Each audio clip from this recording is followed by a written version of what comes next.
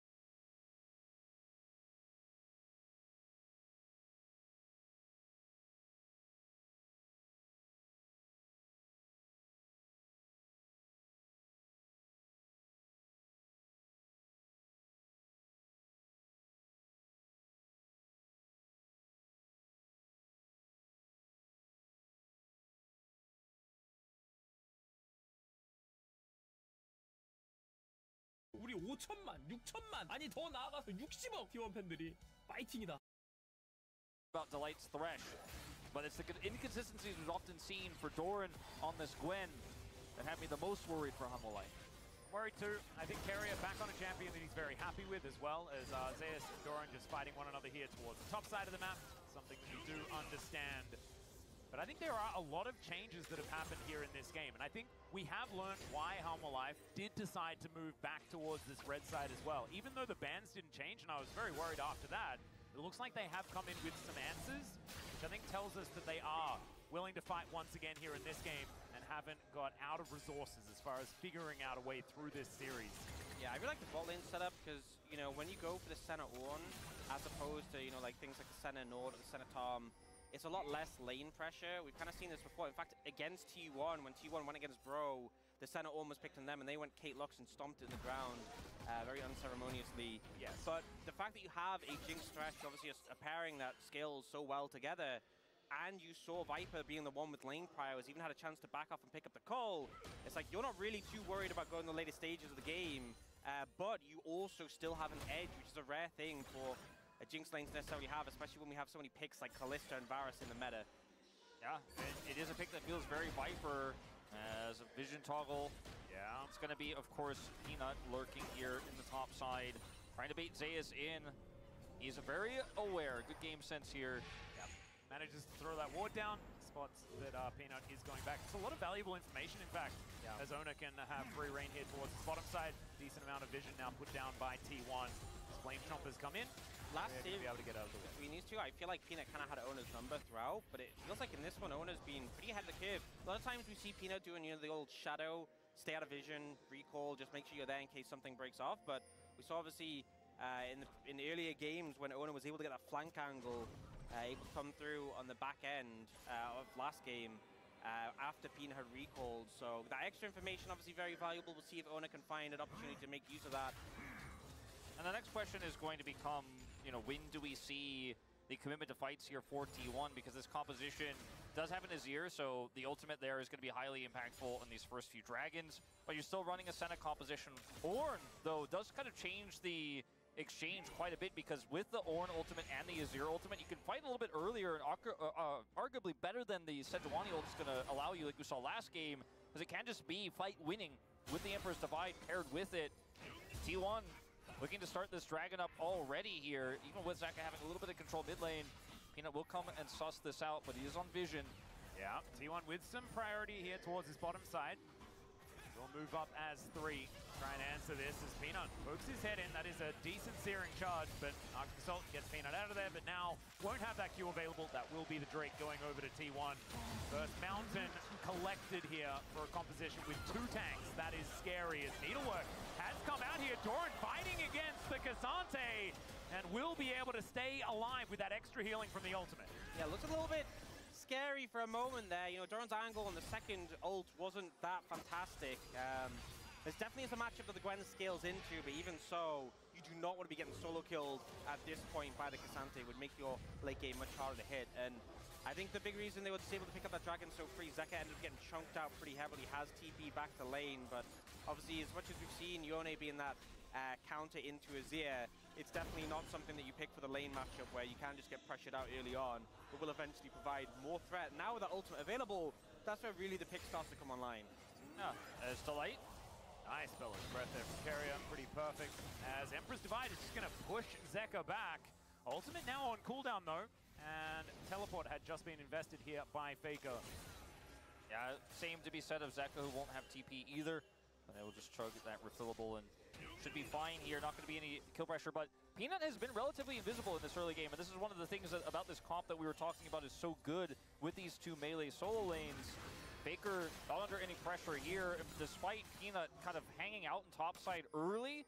Didn't actually find anything. Zeus' game sense good enough, able to identify that Peanut was there, doesn't find himself in harm's way, and you know, we're suddenly going to, you know, the first dragon goes over to T1, we're hitting the 7-minute mark, everything is going swimmingly. Senna hasn't been punished in any way. And yes, it is a call buy here for Viper, and he will cash in on that, and Hanwha will still have extremely strong mid-game team fights with this composition. But I think T1 really loving the position they're in so far.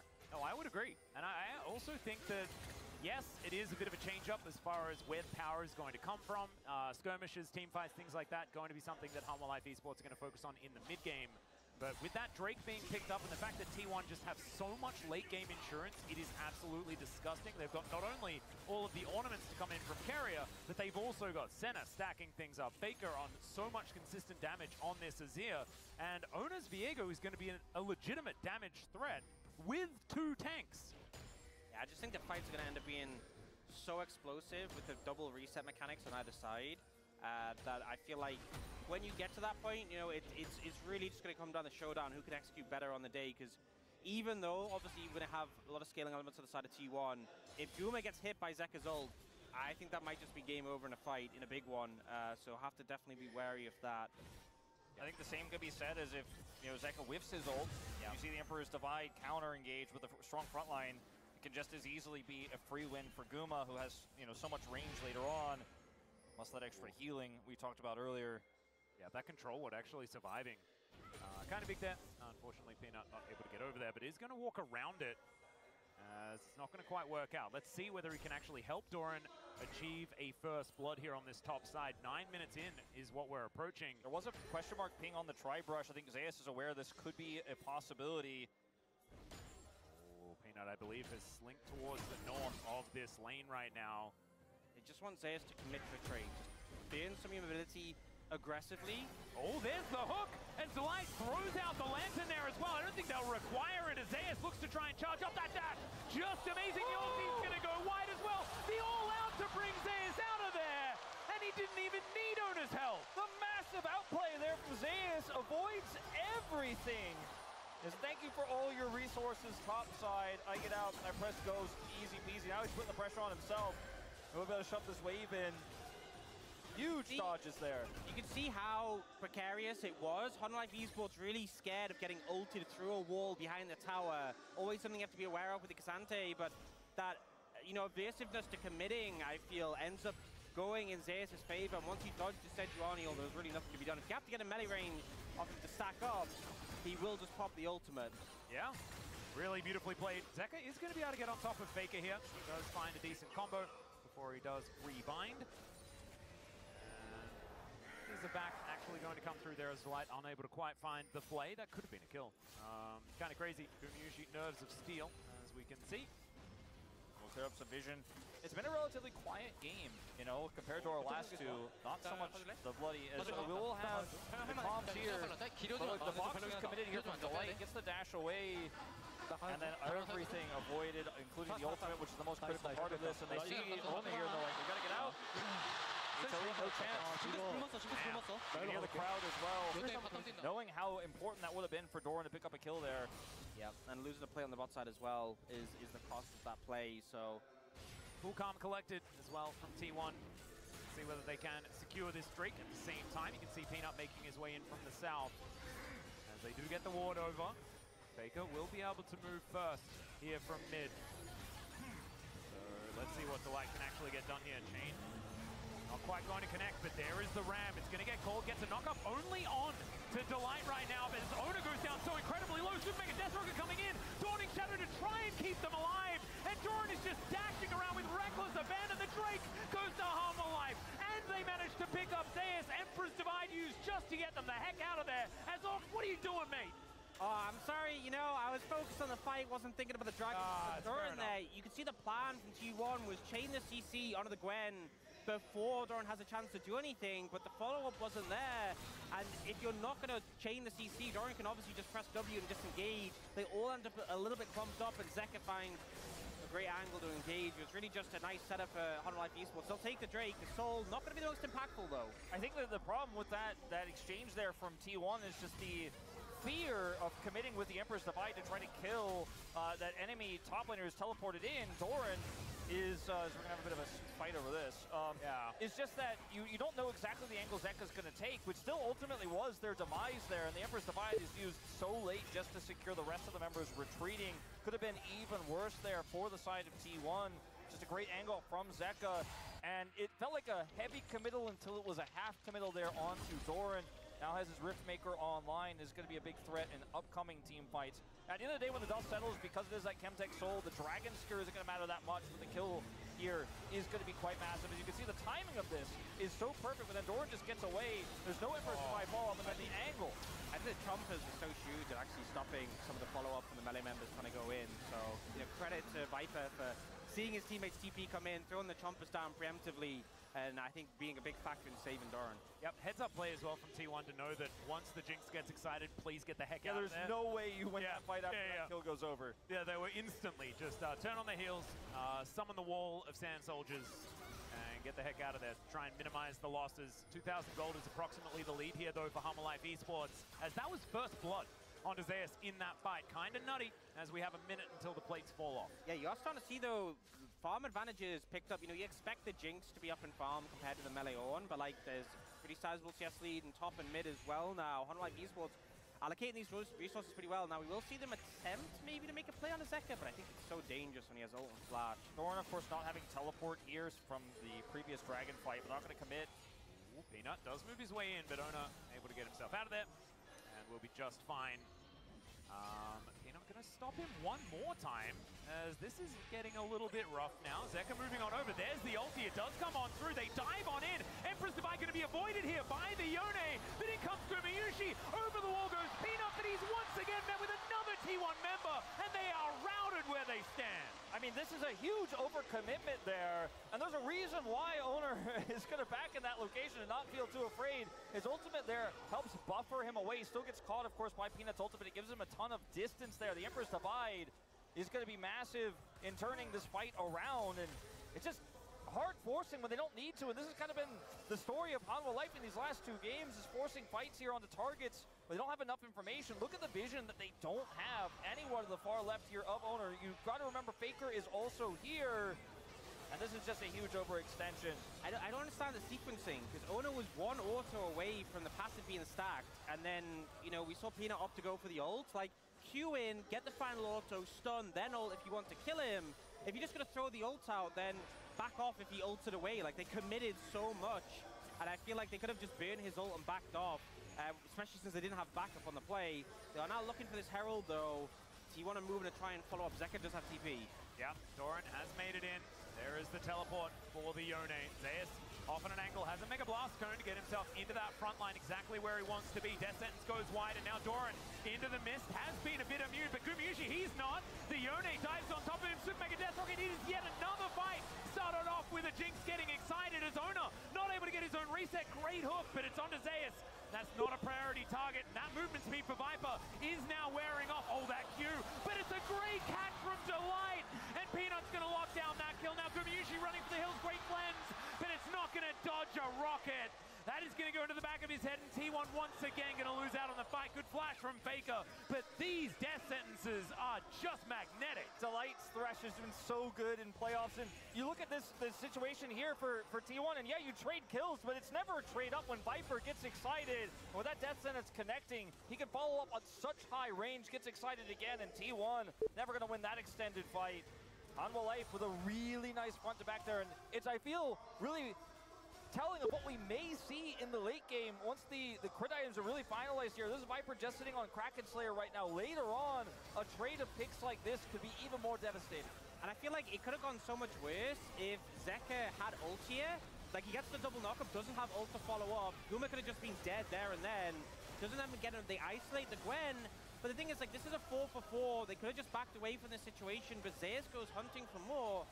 And it's just so well played. This is kind of the Viper Delight we were looking for in this series. Delivering so well in this duo of picks. And then here, pushing forwards. Guma tries to cleanse, but doesn't get it. And I just feel like the value they're getting on the back of these 2 picks is just massive.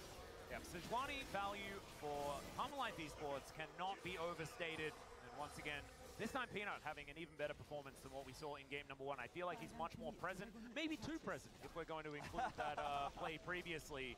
But it's definitely better to go that direction than it is the direction of passivity, I think, especially when you have a composition like this put together that thrives in the chaos. See whether they can keep it up, though, because, of course, this series is not necessarily one that has been predictable. Outside of, I guess, the last game, game 1 taught us anything. It's just expect the unexpected. Zeus going to dive out of the brush, and Zeka seems like he's just not too worried about the whole situation at all. I will say, and I think we can all pretty confidently say this is not either of these teams' peak performance we've seen in playoffs just yet. I think T1 is looking a lot better than they did in their last 2 series, but I don't think this is necessarily their best, as nerves are so high. You know, it'd be T1 breaking records here if they go to another finals. Hanwha, first finals for the org, and new finals for us as well, of course excluding the Rocks Tigers. And, you know, there's so much on the line here, and we are seeing some quick and hasty decision-making. Yeah.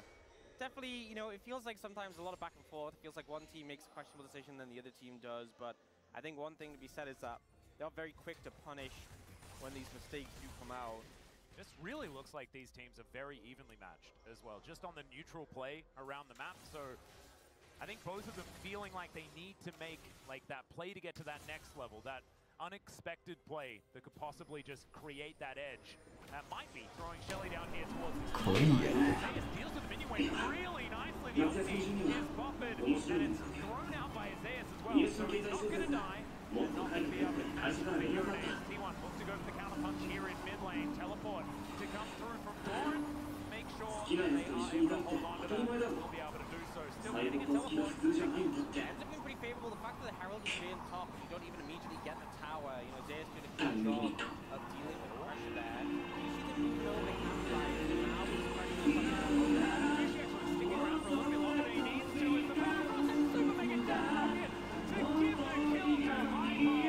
That's a play you make after players. You want to push your team to run really well. The fight is a few seconds away, and you don't have the safety there to get out of the situation. Oh, and they're pushing Carrier out ま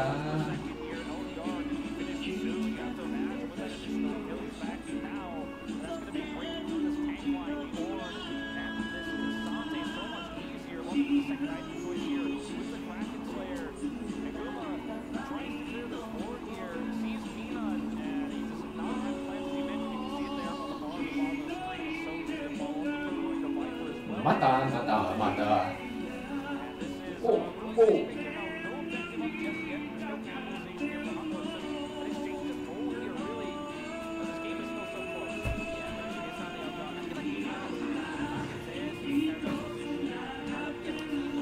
いや、子供。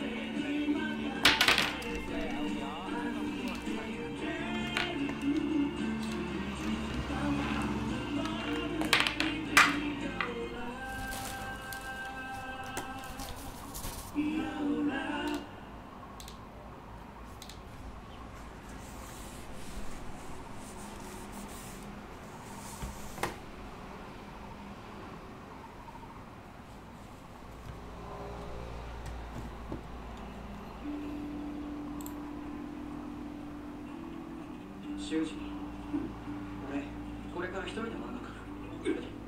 なんで？なんでじゃないだろ。漫画家目指してるんだ。締め切り守れないのもダメだろ。いや、でも。最高。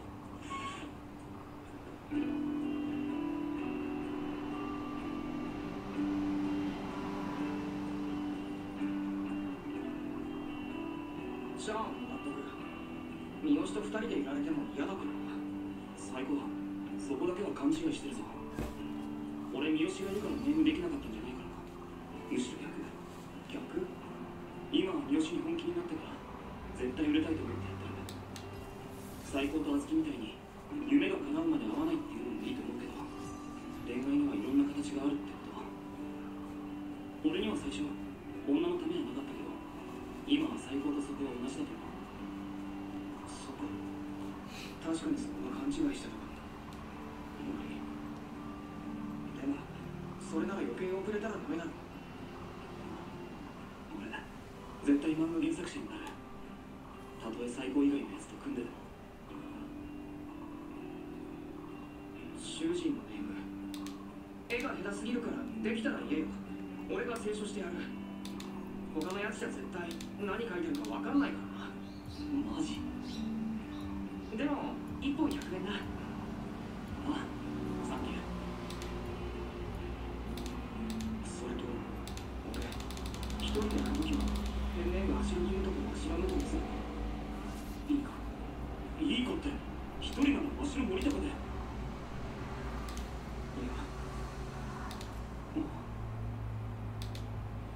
分かった。それでいいよ。何してんの二人とも。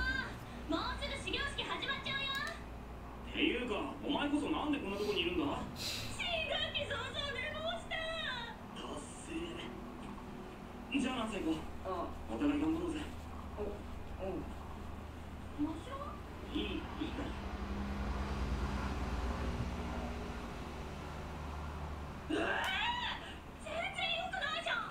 約束守れなかった俺が悪いんだから仕方ない。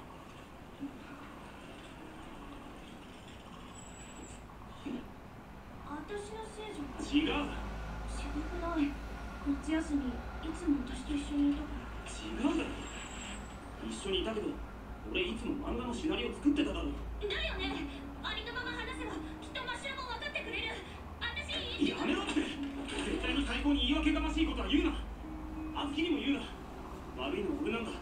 余計なことは言わないでくれ。何？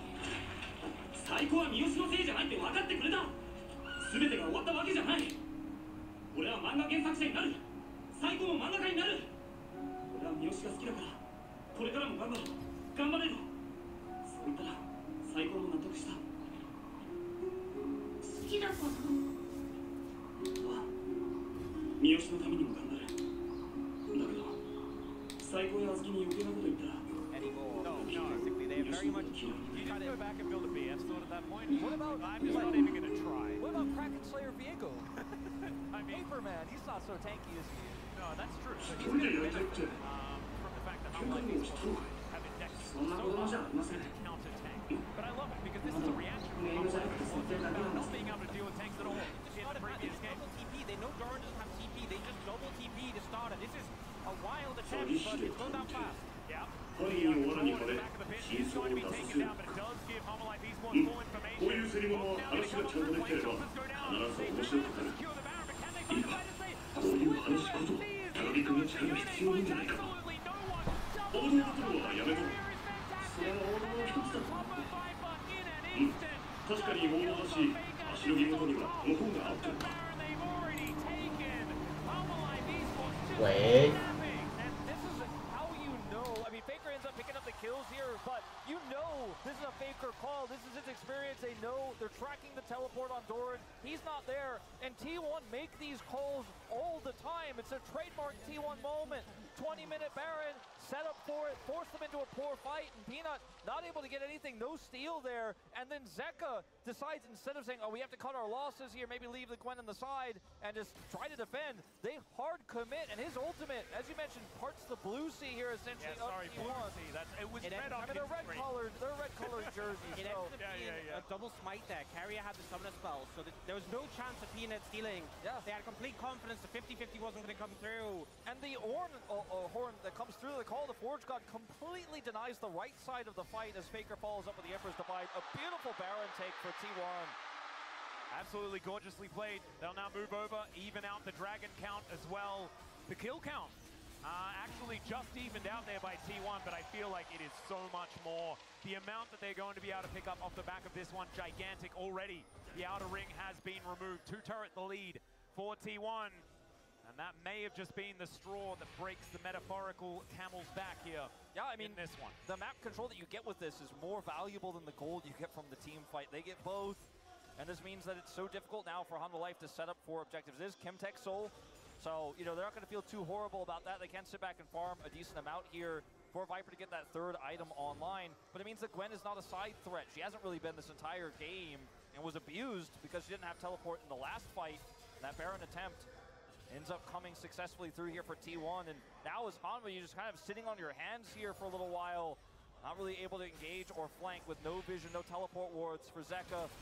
Yeah, they do have the teleport, so there's at least that. He can teleport onto the ward or something like that. They get a nice knock-up onto Doran, but he's just barely inside the mist. They do get the Glacial Prisoner's Carrier. They have stepped too far forward. That is a lot of CC, but he just baited them in. And then the Ram comes down. Viper trying to dodge, but he's going to get thrown back into the waiting arms of T1. It's more kills for the god of the mid lane, and T1, they're looking to take more. It feels like Half-Life Esports aren't prepared. T1 firing on all cylinders. They're the ones setting the pace of the game. Where is Zeka in that fight? They're just not present. It feels like they've kind of, after game 2, just fallen out of control. And T1, they are driving the pace of this game, driving the pace of the series, and looking to end here and now. Yeah, and frankly, after the beginning of game 1, is Zeka here not going to get anything done with this. Yeah, Doran, he's inside his mist, and he will be able to at least protect this Nexus turret for now. 23 minutes into the game, so it is pretty difficult to push Nexus turret. You look at that top fight, and there's no great flank angle for Zeka. There's no way to engage except to just brute force it, and they're trying to, once again, just like they did in game 2, oftentimes force it into a tank here that is itemizing. It's support, yes, on the Ornn, but he's very tanky.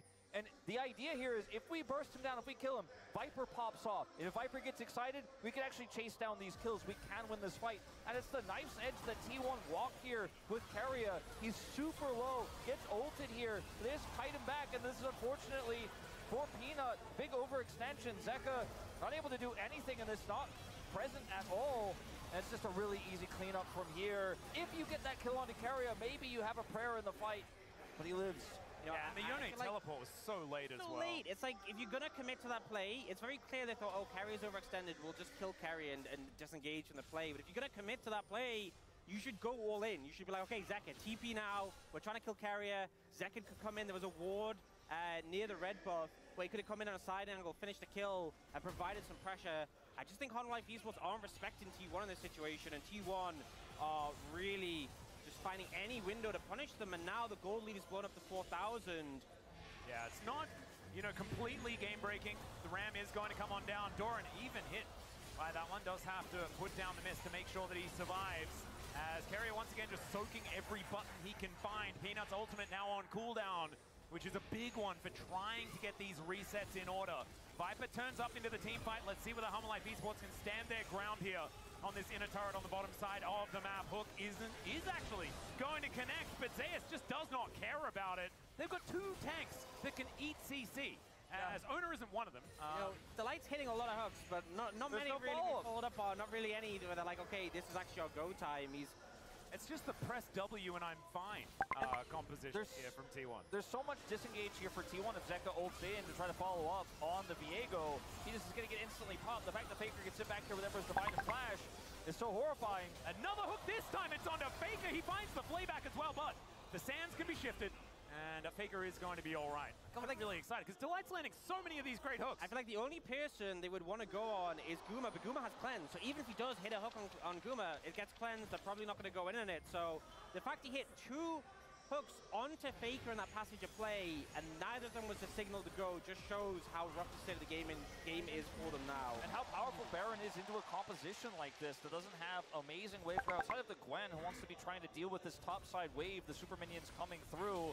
It's really easy for T1 to just carefully siege. Leandri's Torment upgraded here with the ornament, right? So you got the Jack Show's upgrade, and T1 just gets stronger from here. The Senna gets scarier and scarier to deal with, and this Cassante wasn't put down in lane, has a bounty right now, is also being such a big threat. Here you go, extra attack damage 60, the extra range here is gonna get bigger and bigger with 80 stacks online here for Guma already. Hanwha Life need picks, and they need to secure the elimination. Hooks alone won't get it done. They need to fight on their terms with Zeka having a big ultimate, but he's been so invisible in these fights because T1 have just never allowed him any flank angles. Look at the map, there's no wards, there's no teleport flanks for Zeka as his TP comes back online, and Faker can just solo this Baron with the upgraded Leandris. Yep, the Dragon is not going to be long for this world. Dragon, yeah. As Hummerlife Esports, they definitely need to be towards that Baron, like you were talking about, Wolf. That is exactly where they are. Drake is going to be secured. That is going to be sole point.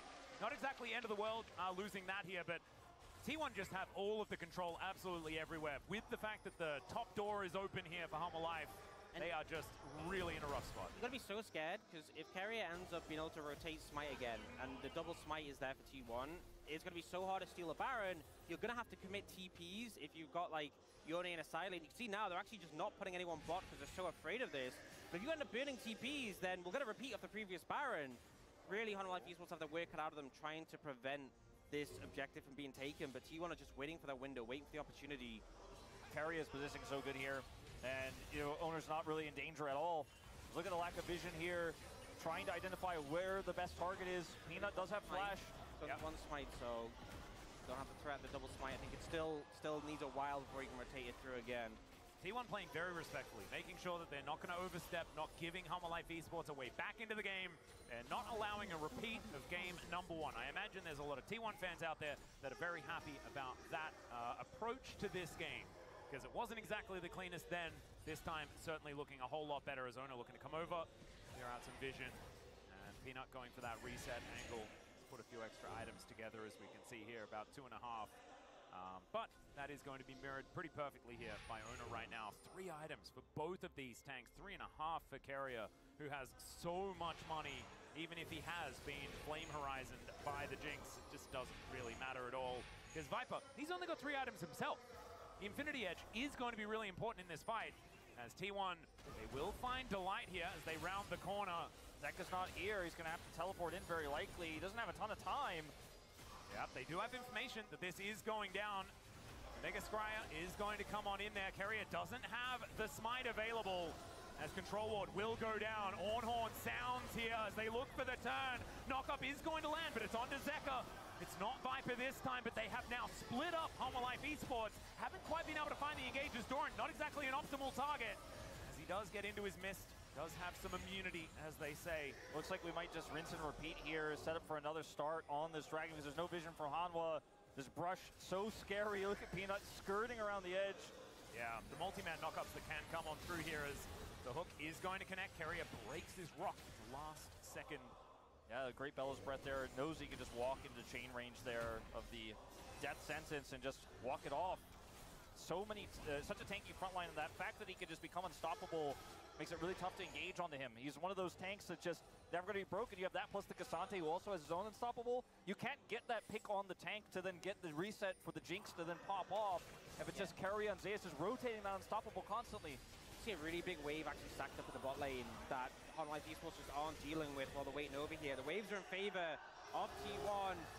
Viper actually backed, so... He did. I wonder what he was actually going back for. As the Super Mega Death Rocket comes on in, it just sails over the top of the Baron as T1 do back away. But you can see this gigantic wave that you were talking about is going to crash into that bottom inhibitor turret. T1 running out of wards, I believe, something like that, just making sure that they go back, get as strong as they possibly can be. And kind of the whole passage of play there on a knife's edge between both of these teams. No one really able to commit to getting any big advantage. Yeah, you can see Honlife are really cautious about actually committing someone to the side lane, because if you end up doing that and being the TP, then we saw earlier how much you can be punished for lack of the resource. So they kind of just hung around. It did mean they missed out on a lot of side wave golden experience, but at the end of the day, they didn't let the Baron get taken. Dragon spawned in a minute, which they can obviously pull them towards. Oh, that's a little bit scary, although it was there. So he's not too worried about it. T1 all grouped up once again as the Ram not actually going to connect. Carrier going to be interrupted on that one. Got the lights flash at least. Yeah, thankfully they do have one other GOAT on the team. Not going to have another one for this fight coming out of Beyond. I feel like Delight's doing a really good job of fishing for hooks, but the problem is if he's on the front line, he's the person who can't be Lantern, so he ends up losing his flash there. If Peanut's the one who's like stepping forwards and the Lantern can be thrown, chances are if the enemy team throw out some abilities, you only lose that cooldown, you don't have to burn anything more. But now Delight being flashless when he's often the one stepping up to secure vision when T1 have been starting Baron, I think this might be the signal for them to make a pick. With IE available here, it has been for a while for Viper. I mean, he does so much damage if he can get that first reset and get excited. I think T1 playing so respectfully around one pick and they probably lose the fight. So even though it often looks like T1 have a really nice angle to engage or Emperor's Divide, if one target gets picked, if Delight is able to set that hook up into a Sejuani ult or vice versa, if Viper gets a kill, they almost never win those, even with late game Senna here. Does now have the upgrade of opportunity though. And I mean, T1 just getting stronger and stronger by the moment. They can stall this game out. It favors them, especially when Doran's not able to side lane. Yeah. Just finished Rabadons as well for Faker, teleport back in on that, so. And we do have Zeka taking down this Drake, so that's going to even things out as far as Dragons are concerned. If he stays on it, does have teleport, can join this fight at a moment's notice. As T1, they have got this Baron down extraordinarily low. I think it's actually going to be taken this time. Never mind. They are going to turn the big teleport as Emperor's Divide. Going to be flashed out of the ulti, avoided once again. As Zeka also gets himself out of trouble. Doran going golden, but he is so incredibly low and will be taken out. The hook comes in and there is another Ram to come down. Peanut flashing away, and this time the Searing Charge is not going to do it. But Delight is not going to be. Oh, look at the double knock-up. Is gigantic from Zeka, who once again drifts away from the fight. But Honlife Esports have lost too much, and T1 have lost no one. They lost no one, no kill for Viper, no reset to come through. And it was so close there. The angle for Zeka, he had it, but he whiffs it. Faker mistimes the ultimate, but Zeka's not able to follow up with anything there. And it's not a trade. We've seen so many of the trades go Honolife's way. It was 1-for-1. Viper lives. Oh, Peanut possibly engaged on here as Jonas Strong is giving us the full zoom. That is massive. The snare is Zeka going to be taken out at the same time as the Baron. Gumayushi with the fancy moves. And T1 are going to march up the mid lane. And now without the Yone, who has been that threat on the back line, every time we've seen Guma in trouble, it's usually been Zeka, the one providing the threat. Honlife Esports in a much worse position to try and fight this off. I think they just have to give up the mid inhib, but their top inhib is open, so this could just be double inhib for T1 before Zeka's even back up. Whoa, Doran not immune. I can confirm, taking a lot of damage here from Faker with that Leandri's anguish. And T1 gonna take their first Nexus turret. That was dead in a blink of an eye. One cannon minion here. Position, yeah. Still allowing them to continue to put the pressure on. They can take out this inhibitor here in top side. 2 inhibs down, waiting for that next wave. Hanwha Life, 7 seconds for Zeka, but how much of an impact will his ult really make? It hasn't been his day here. It hasn't been his game. Yeah, there's the Ram once again. It is the ulti from Peanut, but not able to interrupt the call of the Forge God. Now Doran doing a lot of work with his scissors as Peanut able to get back, but that's not a reset for Viper. Just barely not able to get it done, and the Yone falls down. It's Ona that locks that one up, and now it's his turn. in the fight. Vega finds a triple just immediately, and T1 move to match point. What a great game from T1. Yeah, man. I mean, everything they did was so clean. Carrier, Zayas staying in the front line, absorbing hooks, absorbing pressure, non-stop all game long, and controlling team fights with the Ornhorn as well. Just locking them out of any play, any agency. I just felt like there was nothing Hanwha could do start to finish. I think the Senna deserves a real big look coming into this potentially final game of this series as T1 just dismantled them 2 games in a row with it. Yeah. You know, it feels like they keep banning the Tom because they know the Senna's coming. And you could just ban the Senna. Why deal with it? You're like, oh, if we take away the Tom and the Nautilus, it's going to be weak enough for us to handle. 2 games in a row.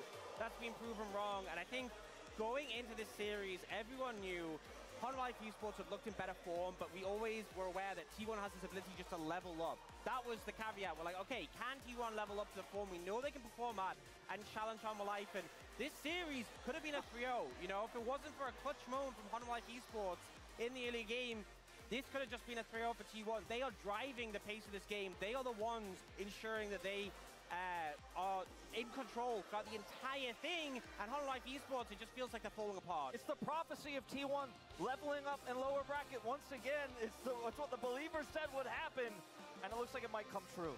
It may, but there is another opportunity for Hanwha Life Esports. A short break from us. We'll be back with the desk, and then match point for T1.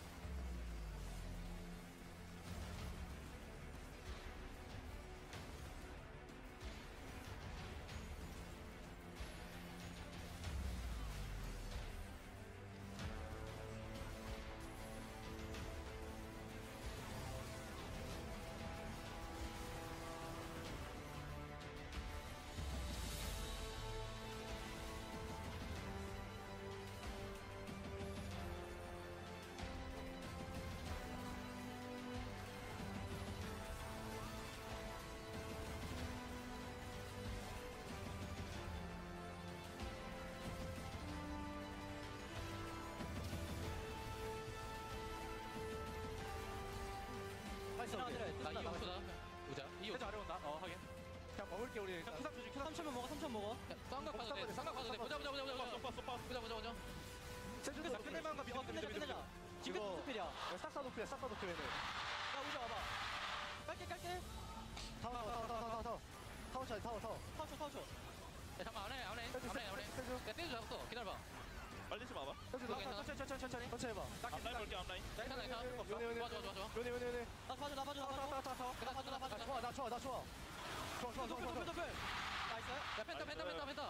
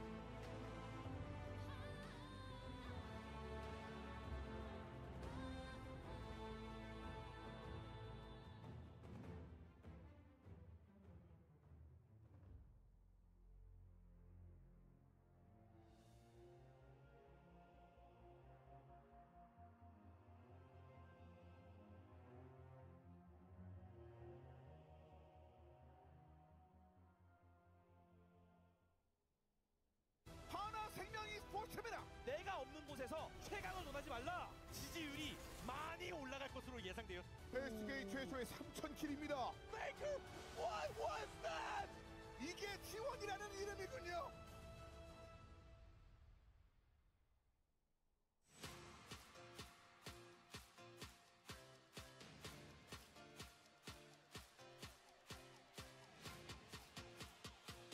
Hello and welcome back to the desk here. After game number 3 that T1 was also able to take down, now taking the lead 2-1 in this lower finals. Not exactly what we were expecting, but able to win this one with another kind of beefy composition with the Senna. Mao, you like this draft from the get-go.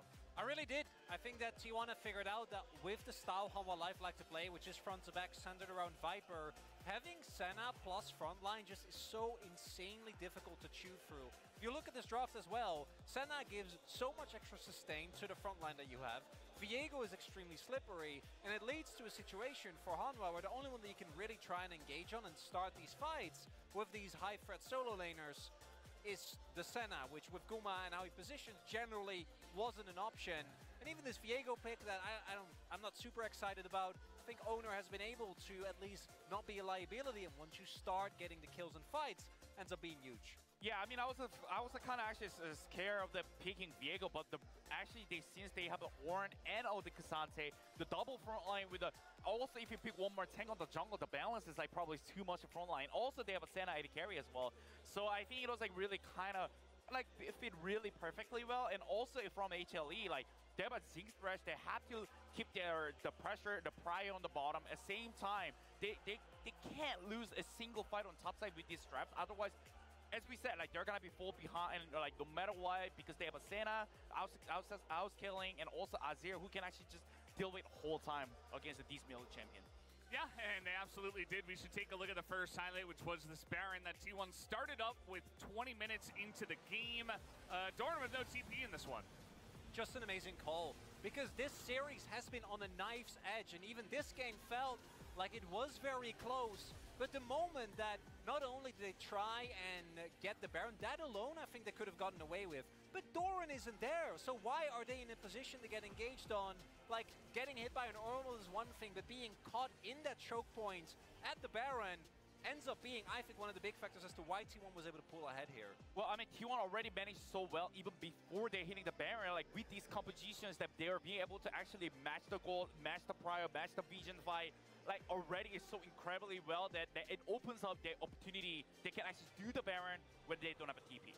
Yeah, and that was a great call. They also made a good one about 32 minutes in as well. Another Baron play that did happen in favor of T1. And we need to talk about the problems on Hanwha, which I think are mainly Peanut and Zeka. I don't think either of them have really shown up. Peanut in this game didn't really make it work, and Zeka, even on his trademark picks, just doesn't get it done. For Doran, I think this, like, you know, sometimes it works great, sometimes it doesn't. That's kind of Doran always. But if they don't start showing up, this is going to be a free one for T1. This team made Chovy pull out one of the biggest 1v9 performances just to get the win. And I'm just not seeing that here today. If they don't get it together, it feels like even in game number 1, obviously T1 fell behind early, but they also got an 11k gold lead that they didn't manage to close out, right? Yeah. So it's not looking good for Hanwha. I mean, I just don't see like the clutch moment, like as you said, like they pull the push onto the Gen G like as much as they can. I just don't feel their strength, and also like when they're trying to make a play, I just don't feel like they are making play. Like they are like Destroyer, like Zeus actually play really well, just juking all the pressure, the absorbing of the pressure. But it's just the HLE, just all the time, like whatever they chose to actually making the play. It's just not 100% clear right now. That's why you never know until you actually get into the game, right? Until you get into the best of 5. I think, you know, a lot of Hanwha Life Esports predictions, but it was pretty close. But T1 definitely showing up in a bigger way tonight so far. Let's take a look at the POG now and see who does pick it up on the side of T1 for game number 3. Because kind of a team effort, but it did feel like, you know, there were a bunch of players on the side that could pick this one up. As let's see who does pick it up this time. It will be Zeus on the Cassante. I mean, well, these guys, I mean, as I said, he's just going crazy. I mean, it was like the actually juking all the play on the top, like especially that one. It's just absolutely it's just the end of the game right here, because they are pushing bottom all the time.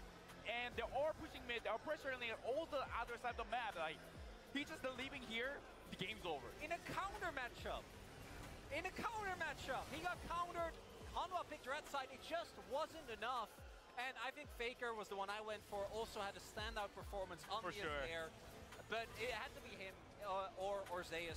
Zeus, I'm 100% okay with as well. We actually went splitsies on the vote, feeling like both these two players were the difference maker. The amount of space, I know there's been a lot of space creating memes, but look at the fights. Look what he does.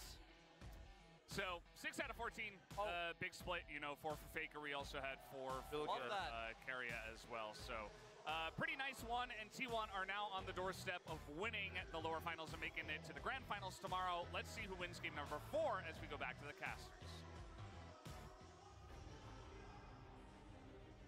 Gentlemen, thank you so much, gentlemen, for the breakdown of game number 3. We are here for game number 4 and T1 with the first match point of the series.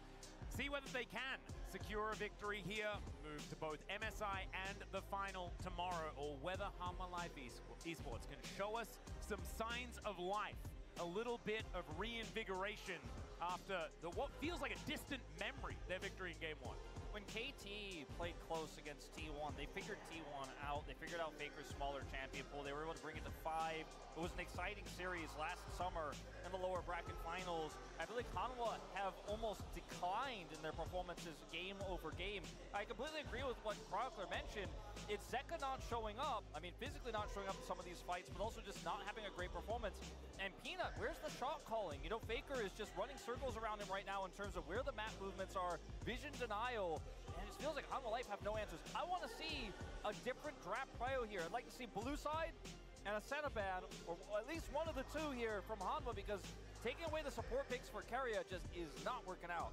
Yeah, I mean, unless, like, it seems like the solution is just reduce the amount of picks you can pair with Senna, and they'll keep going and keep going and keep going, and they'll just still be more brought out. They are going to move on to the blue side in this game. Still think Senna just needs to be eliminated, and you can free yourself up a ban. You know, they've been banning this Tom Kens to deny it. It doesn't really need to be paired up. I assume, though, T1 on the red side will ban the Senna themselves. Yeah, they banned it second time around in game number 1, which is the last time we saw Hanwha Life Esports on the blue side.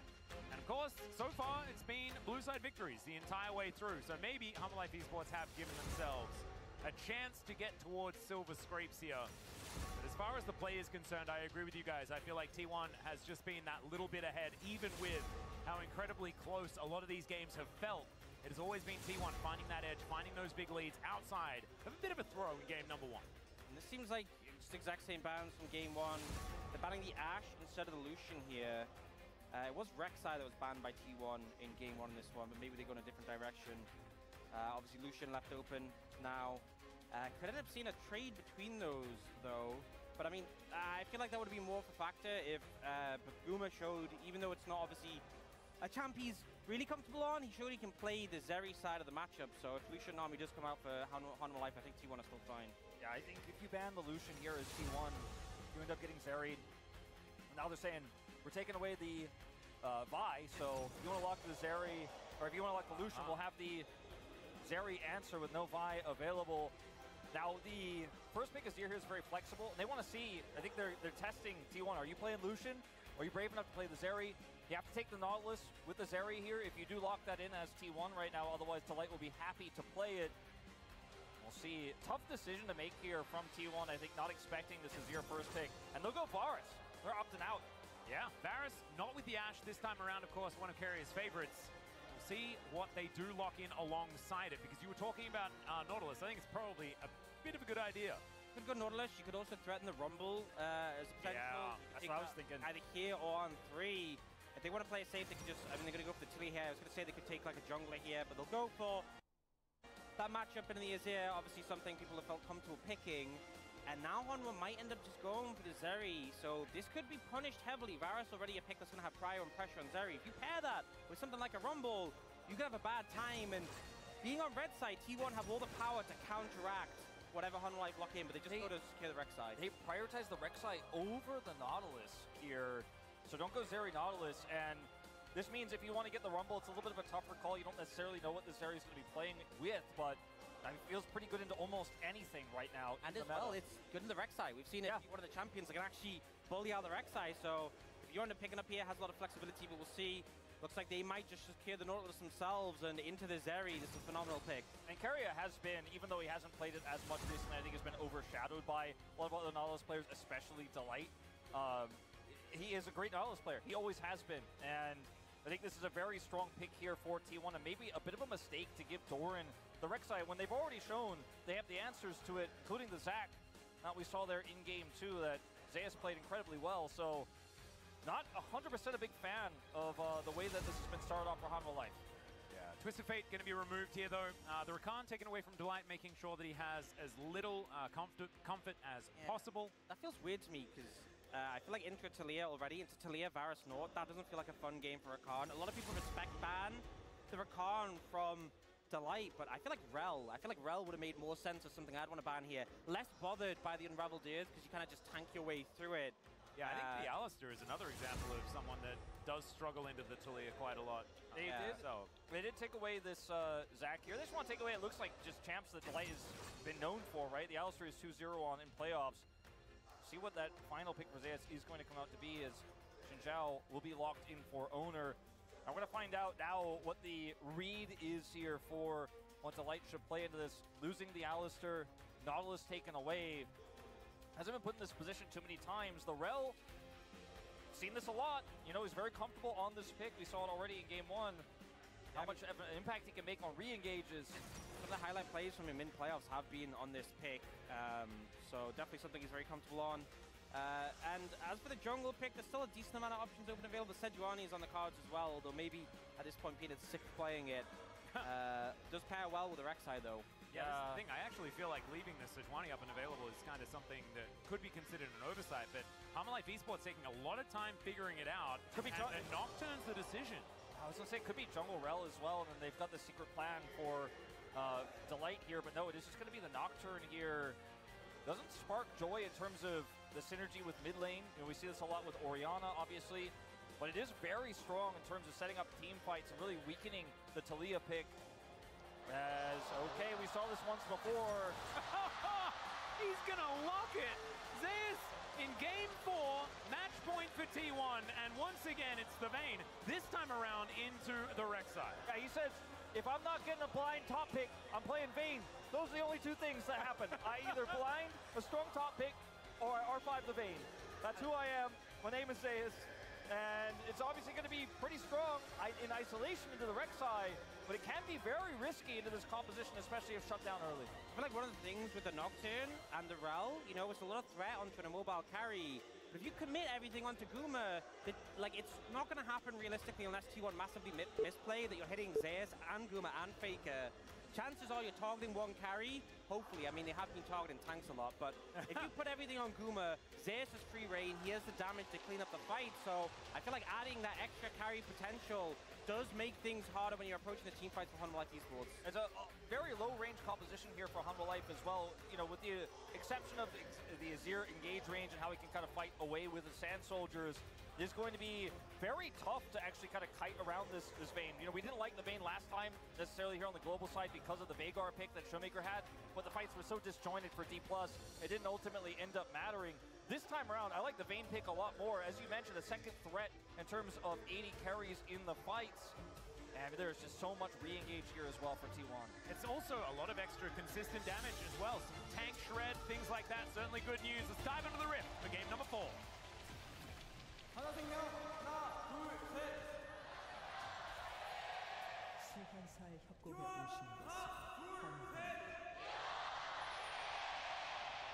Wow, the T1 cries are deafening here at the KSPO Dome. A roar, not a cry, you know. Very, very, very loud crowd. Well, that is a Christmas tree in the river. And if someone's moving around very, very fast, well, that's a lot of people. Yeah. It's raining. Yeah, Doran getting full information so they can invade here on this bottom side if they would like to on Hanwha Life Esports' side. Taking a little bit of time here for Delight to get on down there. That should be fine. We'll speed up to get away. Just want to see if we can get some additional information and potentially deny some backs. It's going to be totally fine to get away there. The impact that Xin Zhao can make in this early game that a Nocturne cannot, I think can almost not be overstated either. Obviously pre-6, it's going to be tough for Peanut to get big advantages. He will be able to punish the Vayne if she is alone topside, pushing very hard, but that is why, of course, you will see Owner play around topside here. You already have Varus in bottom lane. So going to be a very comfortable early game here for Zeus, assuming that it's Whoa, there's a big old hook to connect there onto Delight. Carrier's Aftershock does wear off first, but Delight also going to take about the same amount of punishment here. Yeah, I also love the decision from Doran to reset and get the super just to play.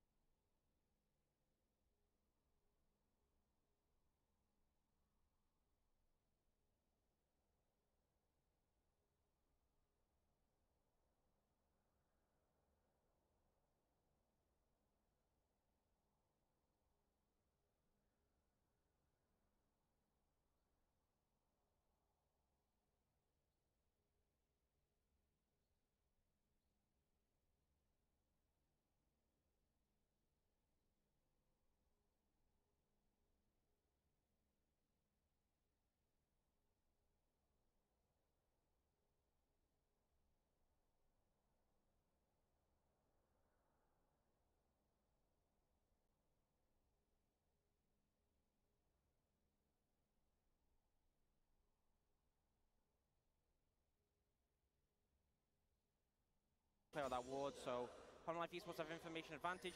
One thing though, even though as far as control ward there, so that's a big boon for T1 here. They'll have that additional information, and this is a moment where you could make that call, but with Weaver's Wall being available, Owner having Flash, it's a really tough call to make. I think Hanwha Life probably rather just fight for this next dragon here with their item spikes that were just mentioned there by Ox, and with the extra kill there, they get a little bit more prio, they can push through and set up for this 5v5. I think the Weaver's Wall is going to be their biggest opponent here, their biggest threat in terms of controlling the dragon fight. Zeri so strong right now against this Poke Varus. She can get the agency. This is just Carrier clearing vision here. Great trap set, and it looks like Hanwha Life just suddenly bounced back in terms of confidence, shot calling, trap setting. This is the team you need to see. They're going to bring it to 5. Well, there is going to be some nice drifting coming on through there from Carrier. He's going to send the Rift Herald into the turret. One thing with that previous play is you didn't get any summoners, you didn't really get, it's like too far before the dragon, so I think... Yeah, it was a bit of an awkward time, and it's also the Baron had only just spawned. I was a little bit crazy talking about the Baron, but I think that this series has been enough crazy for that to almost be warranted. I think that's warranted. I think you're definitely right. Is they're looking to collapse on the door in here. They might be threatening the Baron. They're not moving towards the dragon area, so this will be taken by Hanwha Life Esports. Maybe they're just going to take this top tier 1, but the threat is there. I mean, Faker, they have topside push, and Faker can just put up a wall if they do want to start this, but they have not, so I think they're just going to give up the dragon here and look to try to push Doran. Oh, Doran could be in so much trouble. There are 4 people coming on over. That flash hook just amazing from Carrier, the seismic shove to push him back in, and if they just keep him CC'd, he is going to die. That is going to do it. The Rek'Sai goes down. T1 get their pick, and they might also get a Baron. Tough call to make here. This is not the same decisive 20-minute Baron we saw in Game 3. Yeah, this is dangerous, because Peanut's still here, and he has access to a light switch. Zeka has Flash ult as well. This is really risky. Yeah, Paranoia does come down. There's a Flash Magnus Storm, but it's only on to 2. Delight not quite finding the same amount of value, and he is going to be taken down.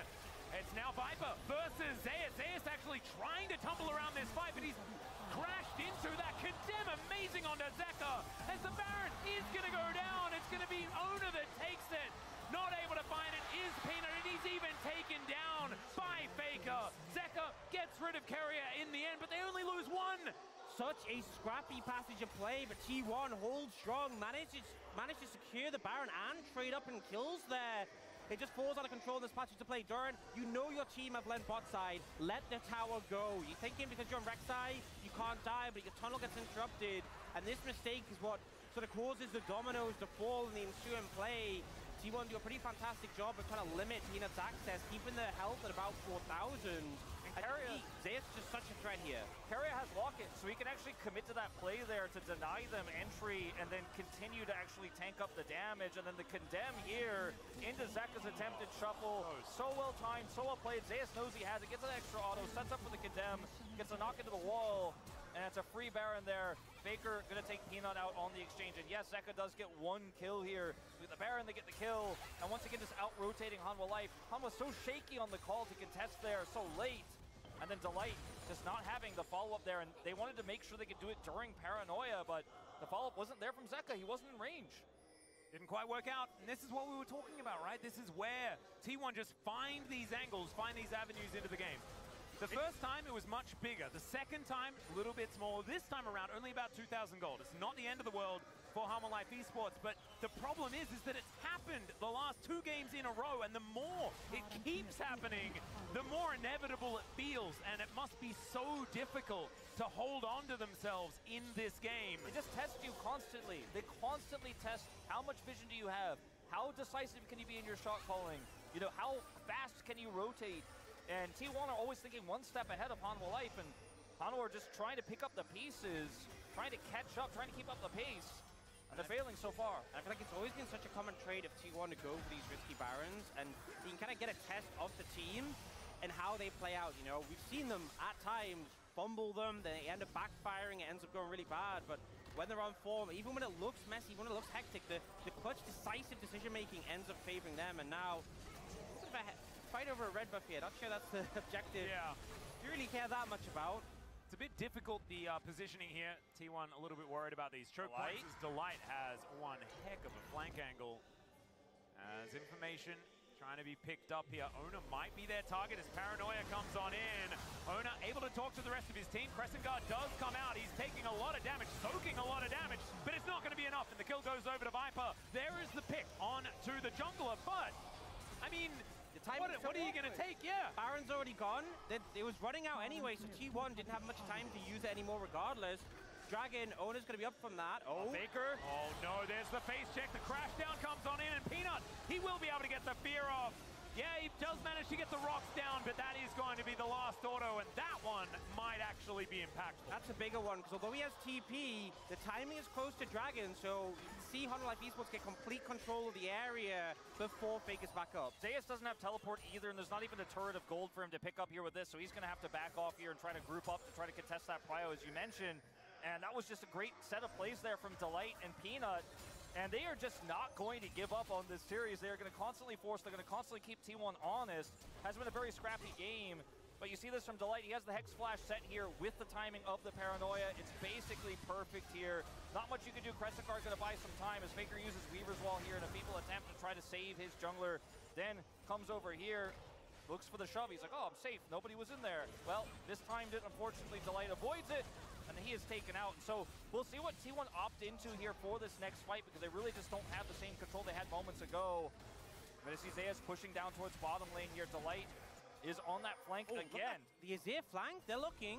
Yeah, it's kind of massive. And Tremosense, remember, is going to be giving them a lot of information as well, as T1 not going to be able to sneak in, find these angles if Doran is going to be underground, sensing all of those vibrations.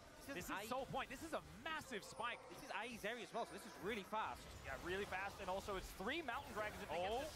Ona is likely to be able to get in there, though. That is going to be the secure from Peanut, and there's the Black Magnet Storm. Delight getting in there. Viper is ulted as well, but the first kill is going to go over to T1. Delight now in trouble, and he is going to be taken out.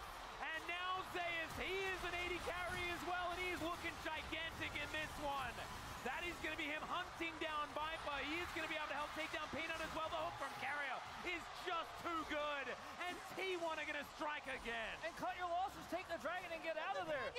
Doran's going in on this fight. And yes, you got 3 Mountain Dragons worth of resistances of tanking this, but you're not going to live that long. There's no ult from Viper. It's a split call on the play from Honor Life. Clearly so focused on securing the smite, but not what comes next. And T1 happy to punish on the play. As look at this setup here. Viper is in position when the Magnet Storm comes down to potentially follow up, but then he's like, ult comes through, not the greatest, and then they continue to try to push through and could have just taken it and gotten out. And the thing with the Rek'Sai is you're only tanky if you're able to make use of the passive, make use of the tunnels. You have to get that healing in, otherwise you're just not that tanky against his composition from T1. So Doran goes down quicker than I think he expected, and the chase down potential, especially with the Vayne in the composition, is so big. And now I feel like they were, gradually getting it back, getting control of the game again. They get the 3rd dragon, and then boom, they just throw it all away, and it's T1's match again to win on match point. Yeah, this is nutty. And Carrier as well, I feel like this whole game is like, damn, yeah, this Nautilus guy is like pretty good. Because in that last fight, he just presses depth charge, and he's like, well, I guess Yuzera's not doing anything. At least not for the very beginning of that fight. That gave them enough time. And now Humble Life Esports find themselves on the outside of this Baron pit once again. It is pretty healthy at this point in time. T1 now setting themselves up for a little bit of a flank angle. Faker is moving around. Carrier not going to risk taking too much poke damage here as Viper takes down the blue buff. A little bit risky. They are going to back away. Yeah, they might just push mid. Yeah, exactly. I think this is a way better call. They have way more control of the mid lane. They can just shove this through and then maybe even look for a collapse on the door, and while Hanwha are split. Yeah, there's a Hex Flash over. Look at Zeus' damage onto this turret as well. It's just gone. No, it's ridiculous. He's managed to complete his Trinity Force, now looking for his next energized item. And I think you're kind of at the point where who's really going to handle Zeus in the side lane? I think it kind of has to be Zeka, just clearing the waves against him. But if you ever let Zeus just get, free time in a side lane, obviously it's tricky because he doesn't have TP, but he will just murder turrets. Yeah, rapid fire cannon now completed here for Zeus as well as, okay, Humble Life Esports looking to try and start this Baron off as Carrier finds himself a hook. There's the blast cone. Tons of damage. Interrupt the action. Yeah, this is going to be fast here. T1 have to be decisive. Weaver's Wall ready for Faker. Yep, Faker going to get that one in there as Delight off to the side. Not necessarily in the best position. Here's a dive over. It's actually Kobayushi again! Taking the Baron with the arrow! We've seen that one before. It's now Crescent Guard. Ona diving on in, and he just takes down Peanut, matters into his own hands, and now Delight tries to go for the re-engage, but who's tankier? It is Carrier this time, and now Zeus, this is where he thrives. Viper just taking thirds of his health at a time, although dishing back a fair bit himself, and so Zeus going to retreat to the side lane, and the Baron now encircling T1. They're going to look for some turrets. You see so many calls like this from T1 when Guma's on the Varus, where they just count down, count up in Korean. Hanadur said 1, 2, 3, and that is it. The 3-2-1 on the call there to look for the smite and the steal, and they do it so many times. It's not even luck. It's not even just, it's just a T1 thing. This is so practiced by them, and they get it again. That was perfectly timed from 1500. Yeah, that's nuts. The thing is, I feel like if Honor Life Esports are going to make that flip, you need to light there, and you need to try and sync the Q well with the smite. That is your secure. No one else really has the burst damage on your team composition on the Baron, so they miss the smite, and then here, they just don't have anyone ready to jump on a Zeus, and obviously, he does end up taking a lot of damage on the back end here, but dives away just in time to survive. Wow, they just barely. Every time they get these Barons, they either win the fight on the Baron, or they secure the Baron, they steal it this time, and it just gives them map control, and Hanwha Life always backs against the wall over the last course of, I mean, the whole series, frankly, even game 1, against T1's map control, it's going to take another miracle for them to bring this one back. Now 8,000 gold the advance, 3,000 on the Baron. And it looks hopeless. I think you always have to be a bit careful when Zeus leaves without having TP, because I think that's when immediately Honor Life Esports are looking for something. Well, they are definitely looking for it now. Tunnel does come in to flash out immediately from Faker. He is not risking it. He knows exactly what you say. But they just burn Paranoia with 10 seconds still dragging, so... Oh, the Black Hook, and he manages to find Zeka! Free delivery with the seismic shove. Carrier finding the angle. That may have been the game-winning play. Carrier, he's just taking this game into his own hands. He and Owner have had so many fantastic engages with his Locket, with Owner's Crescent Guard. They just go in, they're hell-bent on making the engages happen, and it works out. Zeus, will he be stopped? Viper on a weird angle there, trying to see whether maybe they could layer some CC, but it's not going to work out. The Zeri with the man disadvantage is just not going to be as scary in these team fights. Unlike Esports, they lose yet another inhibitor this series. And now it's a 10,000 gold lead between the two teams. Absolutely massive at this point. They're going to be able to pick up that third dragon as well. And Honor Life Esports, it's feeling so rough. I think a big problem is when you fall behind with a composition like this, you're relying on being able to jump in on the Nocturne, having follow-up, and going on a target without summoners. But, you know, Faker obviously doesn't have his flash, but isn't an easy target to get on top of. There's so many threats on this composition. Faker has the Seeker's Arm Guard. It's just going to make it so impossible. And here, just a beautiful combo. You know, we actually have a Zhonya's for Zeka, and he doesn't get to use it. Didn't preempt it against the hook, and once you get hit by the first bit of CC, you got to change. Yeah, you're just not going to want to go golden there after you're already in the fight. It's going to be a waste of a cooldown. Not to mention the fact that the ult was on Viper. Still gets the knock-up on Zeka, obviously, but it means that there is no re-engage opportunity at all. Yeah. It was so, like, it's also just like checkmate. Really fast for the travel time, you know? Yeah. If you ult Zeka, it's actually a little bit slower, but if you ult through, there's no delay, no opportunity to even go golden, so... And he has the Locket instantly, so there's no way to even burst Carrier down in this moment as he puts the shield on his entire team as well. It's just so clean. And once again, T1 is taking full control over the map. 2 minutes until Baron. We're just looking to threaten this top turret, but it's going to take a miracle. Again, last time we've said that before, haven't we? Yeah, in game 1, you know, Owner was caught. He was looking for an engage on the Viper. He was shut down a second time, and then Hanwha got the miracle comeback. You know, a game that seemed surely lost. But this time around, again, I just don't see it. Owner has been so clean on this Xin Zhao this game. Yeah, and also even able to soak so much more damage as well. Xin Zhao just has this habit of living, and he's been doing it again. Zeus as well. I mean, I think Vayne Spotter's going to be quite thirsty at this point in time. Yeah. It's been pretty clean. 1-0-6 on the Vayne. His Vayne was absolutely extraordinary when he played it last time around, and it's only improving. We haven't had that sort of result where he's just completely taken over the game, but the threat is always there. Like, the fight starts to get towards the end, and suddenly Zeus is like, okay, cooldowns are unavailable. A couple of people are dead for the enemy team. Now it's my time to clean up, and it makes it so hard. If Honor Life Esports, they can't just lose a member. If they start losing a fight, T1 are able to chase him down and punish so heavily, which is typically a trait we attribute to Zeri, but T1 kind of giving them a taste of their own medicine. And with this much of an advantage, That's the thing, Dogs. You know, I mean, Viper hasn't really been able to have that straight up long Zeri fight where he cleans up the kills because there's just too many threats. There's too many ways to kill him, and the fight is already lost before he gets to have that moment where everyone on T1 is low health. He just gets two-tapped by the Vayne, and that's the end of him. So he has to kind of play back. Doesn't outrange this Vayne really either, and I mean, it has to be, again, a miracle play from Zeka. I feel like he has to have a Chovy moment himself. You know, he was sent to the lower bracket by said miracle plays from Chovy. Now he's going to have to come up big on his own. An Emperor's Divide onto some of these carries or potentially knocking carry away when he's trying to look for one of these engages is Hanwha Life's best window back into this game. But even that seems like a far cry. You see the gold lead here across all lanes now for T1. This is the problem, is that, like, Hanwha Life Esports have Viper, who's strong, and that's really it. Whereas, even if, like, I honestly think it might take not only just like a good shuffle, but like you have to hit like at least two, I feel, of the key members of T1. Like it has to be like Faker and Guma or Fake and Zeus or something. I think if you just get one, you just lose off the back of that regardless. Yeah, I think they have to kill someone within a paranoia, 100%. That needs to happen, and then you need to try and win the ensuing fight after a sort of reset that has to come in. Like, there are a lot of boxes you got to tick. A lot of ifs. What is enough? It's a lot. It's a lot. Yeah, a lot of ifs, a lot of hopes, a lot of dreams. Whoa, that is a large amount. That's a lot of gold as well. For Zeus, who's now just completed his Infinity Edge. They're doing Door and Dirty. It's not fair to compare the damage numbers there. That's a Rek'Sai. I mean, he's also been Flame Horizon. He's been giving all of his waves to Viper because he knows where his bread is buttered. He knows who's going to carry this in the late game for this team if they are going to get there. That cheeky little ward is certainly a good one, giving them a lot of vision I feel like on this Baron. The changes to the Baron terrain that we got at the start of this year, there's a lot of creative spotting of rewards, and we've seen both teams got to utilize. It's now being played out. They still have the Scuttle. They'll help out a bit.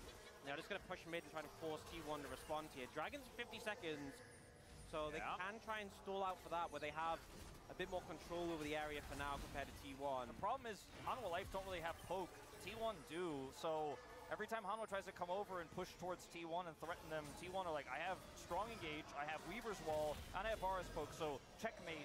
Zeri just feebly trying to use poke here from Extendo Beam. And it's just not making the same impact here. Owner taking a fifth of his health, but will be able to just walk it off here, does not care. T1 gonna back away. Teleport here for Faker. And let's see what Hanwha Life can get done here. They have insane speed in which they could take this dragon, but the timing window here, it's not like it's spawned yet. The fact they have Prio doesn't necessarily matter. They need picks, they need kills. Where's that Emperor's Divide, Zeka? Like also wave has been like a consistent theme of the games against T1, where T1 just have better handle of these side waves, set up the objectives, and it's just golden XP being lost from Life Esports, maybe a tower if this goes on longer. They do have control of the Dragon area, but Dragon area control is important though, because Mountain Soul with a quad stack, that is a lot of defenses. Of course, they have a Vayne. She can cut through pretty comfortably, but T1 are looming. And yeah, like you said, I mean, Faker, he's got the wall. He can just build that. He is going to put that one together now as Peanut is now in this pit. Can they win the smite is the question. Great spell shield comes on down, and that's the engage here from Owner. He tries to hold on. Hook not really doing too much, but it is Owner that takes the soul for T1. It's gigantic now because they're the ones with the shield. They're the ones with the control. And the Hook is going to find the Zeri.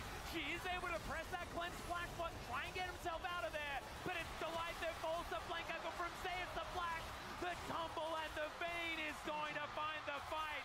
He goes invisible and snipes out the Zeri, and this man maybe should just become the AD carry. So there's the cleanup from the Vayne. You needed a fantastic grab from Carrier, kicks up the fight. You know, Hanwha Life Esports thought T1 got the soul and walked away, but once again, T1 have controlled the game, controlled the series, and are now looking to end.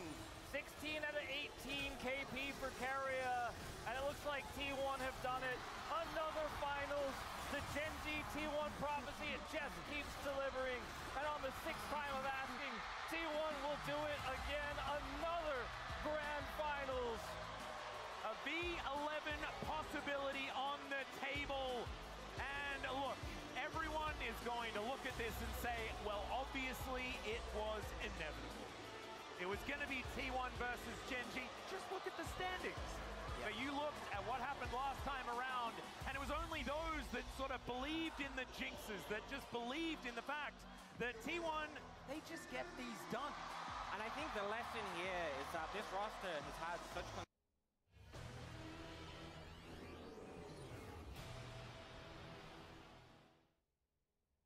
what's going wrong and bounce back.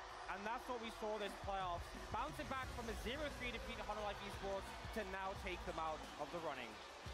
And Hololive Esports will take a bow. I think this has been one of the best runs in the organization's history, especially since the rebrand. We do have to stand up and recognize that. The last time we saw them, even in best of fives, was that Worlds qualifier and then the Worlds Championship, where they did make that miracle happen. 8 years ago, when Peanut played his first best of five, when they went straight to the grand finals of the Gauntlet to face off against KT, he won his first LCK title. Back then, people said he was the hands guy. Now people say he's the brain guy. He's a stronger jungle player than Owner. A lot of people who predicted Hanwha thought that he was going to win out that matchup, but it was not the case today. As it feels like the first time in a long time, Owner crushes Peanut. Peanut is just shut down.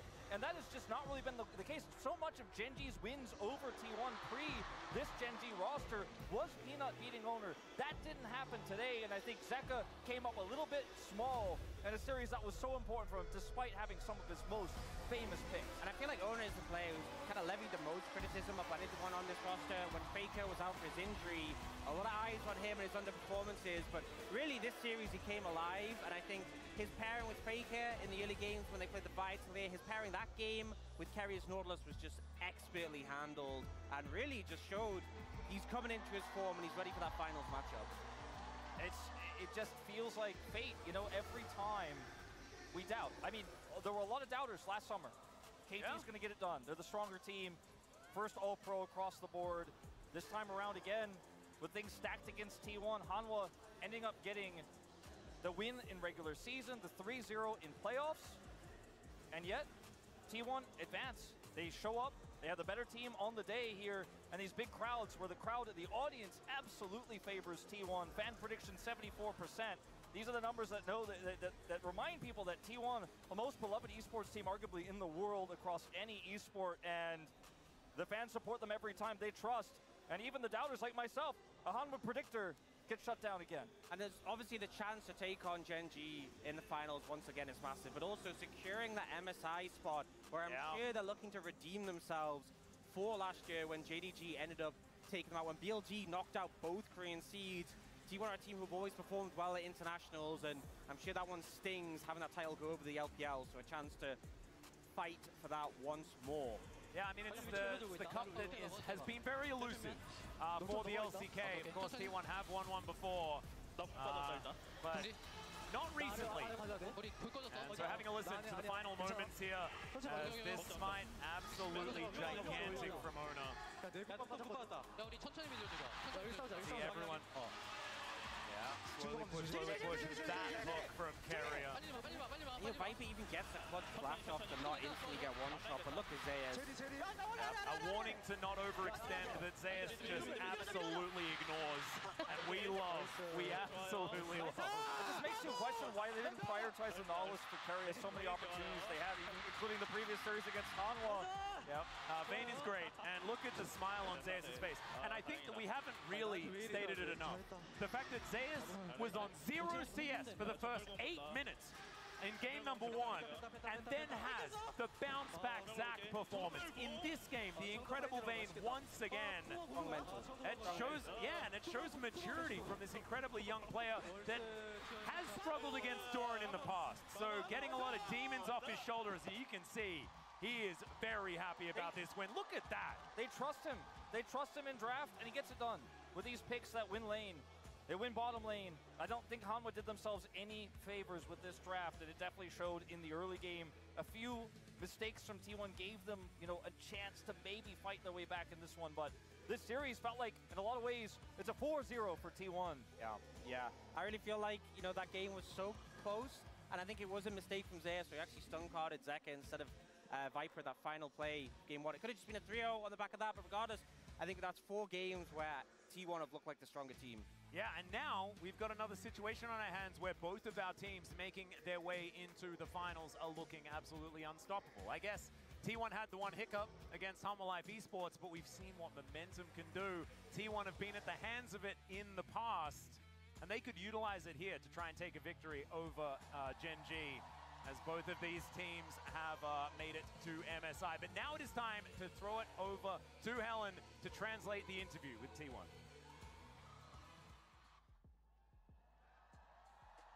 Thank you very much. This is Dear for the post-match interview translation with T1, who just defeated Hanwha Life Esports with a 3-1 score and qualified for the grand finals for the first ever in the LCK to secure this final 6 times in a row. Please welcome Zeus, owner, Faker, Gumayoshi, Keria, and head coach Koma. Congratulations! First off, Zeus. With a 3-1 score, you have qualified for the grand finals. How do you feel?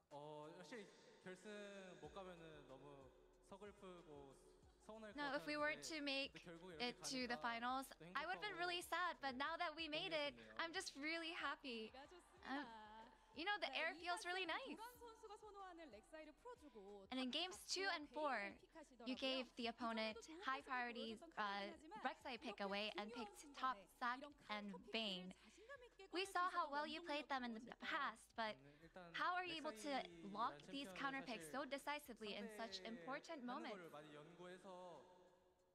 You know, I thought a lot about facing Rek'Sai with many different picks. And I put in a lot of time practicing all these different picks that I'm able to pull out. And I believe that with Zac, I was able to win against Rek'Sai, especially during team fight. And with your amazing performance, you were POG for games 2 and 3. And since T1's top side is so influential, it really called for the opponent to focus you down. So how were you able to perform so well? Yeah, they were really sneaky and tried to really focus me down. In game 1, I had it in mind, but I don't think I was able to execute very well. And after that, I think since I was able to counter their pick, I was able to perform pretty well. And in your personal career, you're looking at your second title in the LCK. I don't think there's anything special that I have to do for the finals. I think we'll be sure that we're ready for tomorrow's match, and I want to do well. And Owner, you succeeded in the revenge match against Hanwha Life Esports. How do you feel? In our last match against Hanwha Life, we lost 3-0.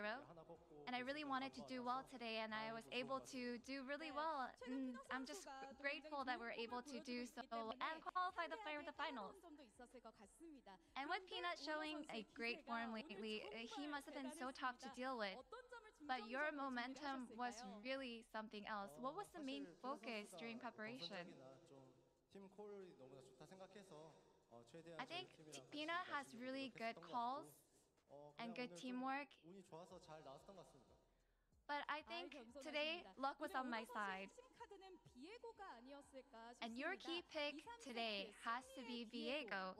With you leading games 2 and 3 to victory with Viego, what compositional strength were you looking for?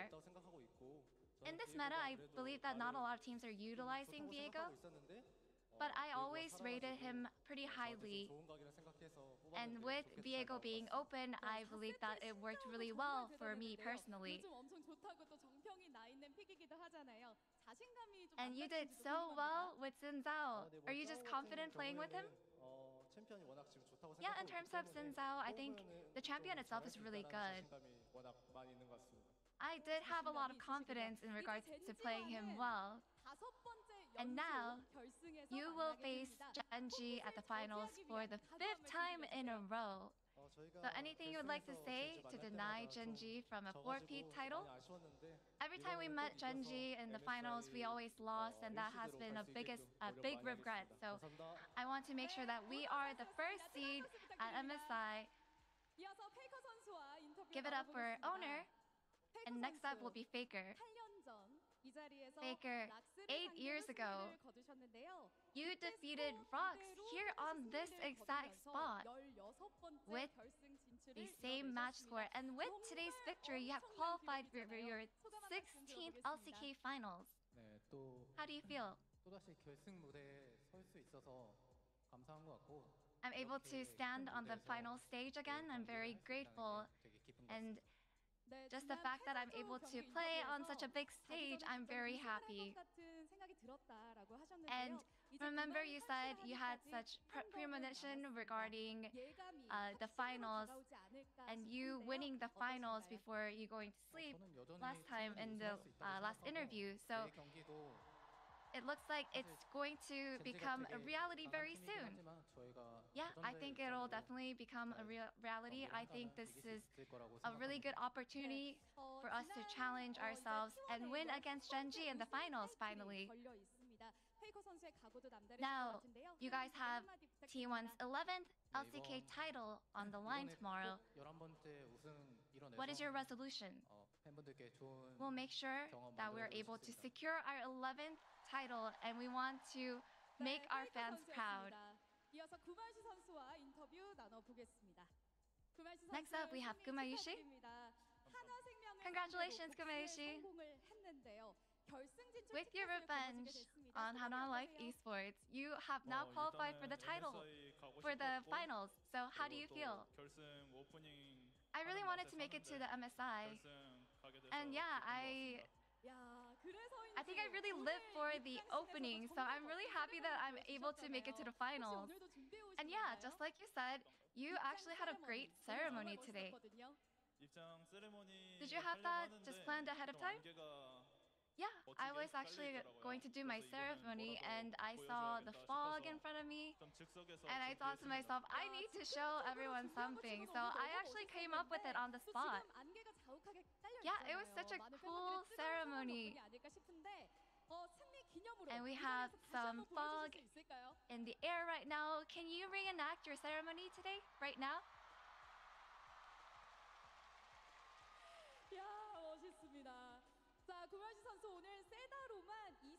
What a cool ceremony. And you got 2 wins with Senna. And how dare the opponent leave Senna open? Did you expect that Senna would be left open? And we saw Hana Life Esports leaving Senna open and picking Zeri and Nautilus, so I did think that they might actually leave it open.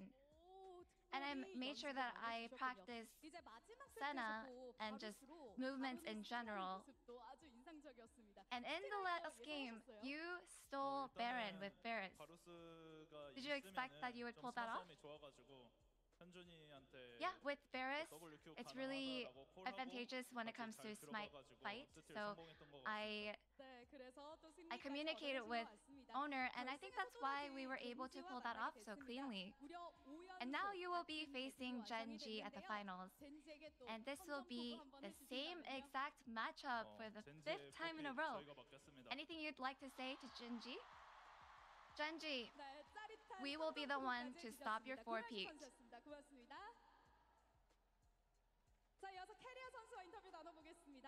Next up, we have Keria. In the last playoffs, round 2, with the 3-0 loss, we were expecting a new form from T1, a new version of T1. So what kind of preparation process was there? There are a lot of spots that we were lacking regarding the plays and the communications, and that's what we really focused on for today's match. And both of the supports in both teams were selected as the key player. Do you think the drafting went as you planned? I think we're pretty confident regarding any sort of draft that we were facing. And I think everything went as planned. I think we played pretty comfortably overall. How confident are you regarding winning the finals for tomorrow?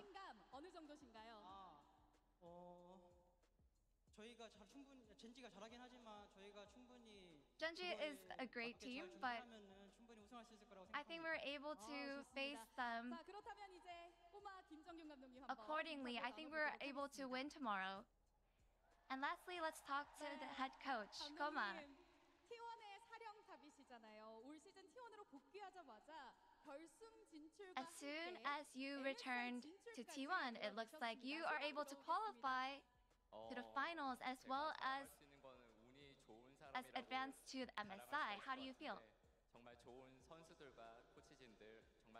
I think being able to work alongside such great players and great staff at T1, I think I'm just very lucky that we were able to make it this far. I'm just very lucky to work alongside them.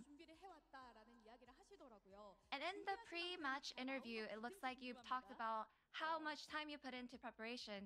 Do you think it all showed up today? Yeah, we put in a lot of effort into preparing today, and I think because of how great our players are, I believe that they're going to be able to show that a lot better tomorrow. What do you think you were most satisfied with today? Besides today, I think I'm always satisfied with our staff and players. I think just the fact that we were able to show what we've been preparing and practicing on stage is what I'm most satisfied with. And Koma, and you with Baker, you guys played at the finals 8 years ago against Rock Tigers. Do you remember that? Yeah, I do remember that. It's a good memory, and I want to make sure that we recreate that and win tomorrow. Now, what is your resolution for your match against Genji tomorrow?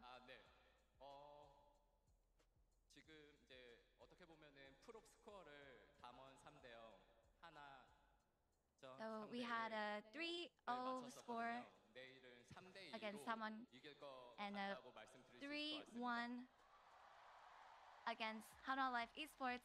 And tomorrow, I believe that it will be a 3-2 victory against Genji. And we wish you a successful journey in the LCK finals. Congratulations. And that's the end of the interview with T1. Please give it up for the T1 players. And now tossing it back to the Spacers. Thank you.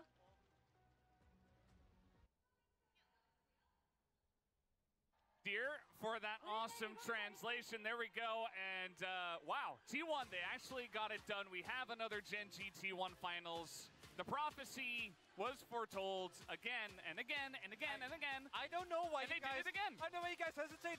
We talked about this in top stage. We knew from the very beginning. I mean, just back to back to back to back. I don't know, man. We knew, and then, you know, there were some non-believers somewhere along the way, myself included. But yeah, I think it's just it's a form thing, right? T1, they come here on the day, they perform very, very well, much better than they did in the 0-3 against Hanwha Life Esports. Looked like a totally different team. I think Hanwha Life Esports struggled a little bit today. Don't want to take anything away from T1, but definitely felt like T1 were the better team on the day today. Especially compared even to the DK series. I think Hooney said it very well when we came into the day. Even against DK, yes, T1 3-0'd them, but DK is a team that has a lot of innate issues that they haven't really been able to fix. And even in playoffs, we saw them still be plagued by those.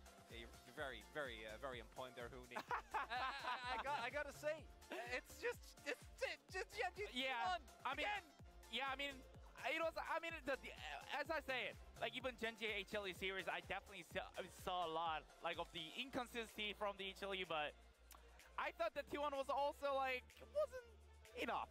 But I guess they were enough. I was wrong. But every single time when I choose T1, when I predict T1 rather, they always lost. The T1 fans, you should actually like legit. You should be happy. Like legit. I'm not even kidding. Like that's why today I went HLE. Even last one, even DK, I went DK for it.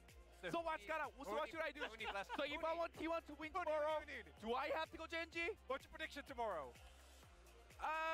See you tomorrow. I mean, I can't spoil. No spoil. See you on final, man. Well, obviously he's gonna vote for Genji and Chovy, right? Because then T1 end up winning. That's just the way it works. Hooney has the power, certainly. But we'll have to wait until tomorrow to actually see his prediction. We did have a game number 4 which, as the casters did say many times, kind of felt like the fourth time T1 won tonight, even though the first game was technically a Homelife Esports victory. T1 were ahead by like 11,000 gold. And this one was just another one, the R5 Vayne pick coming out again. Zeus, even though he got set back pretty substantially around, I think it was like level 5, 6, when they played towards topside, it doesn't phase him. The man is forged in the flames of solo queue. It feels like bringing out these really high impact tops that are, in theory, once you shut them down, able to completely lose their impact, but they just weren't able to. And outside of that, Faker, I don't think he'll be picking up any POGs, but talk about the mid gap today. The Talia again coming out, being really big. Really, anyone, every single T1 player on this, you can look at these champions and go, trust them to execute it, but they also all had their moments in this final game. It really came together, I think, as a team. I mean, it's like, at the game 4, it's just, I really like just enjoy the T1 draft, like as I said, right? Like they do have a mid control, like Oli pushing lane, and also they did bring the Oli strong jungle, and they have a top control. They do have a bot control as well. So it's ordered for T1 to actually just execute it. Like this is like what they're doing. They've been doing it all the regular season. And then Nocturne did not spark joy. Yeah. Also, the Zeri with Nautilus available. I think there were a bunch of holes in this draft that were a bit rough, and T1 immediately pounced like every single time. You got Talia, you got Xinjiao, you got the Nautilus, who control so much space and deny so much damage, that eventually we got to a state in this game where T1, it did look like it was unlosable, and surely it was, as we can talk about some of the plays that did happen in this game.